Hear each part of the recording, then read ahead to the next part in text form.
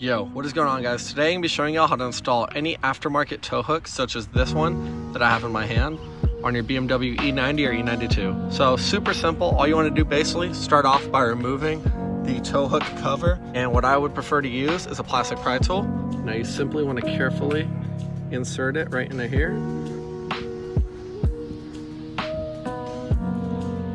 Just like that. Wedge out one side of it, it'll come out just like that.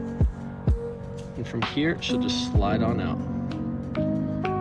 Guys, that's how you remove the tow hook cover. And from here, you want to store this so it doesn't get damaged or messed up. Now, go ahead and grab your tow hook. I went ahead and put some anti-seize material on the end piece of it. And you slowly insert it without scratching your paint and twist it in clockwise. Go ahead and adjust your tow hook to exactly how you want it. Mine's a little bit off, so I'm just going to grab it and tighten it in just like that. Go ahead and see how it looks with my tow hook right over here. Just to give y'all another angle, right there.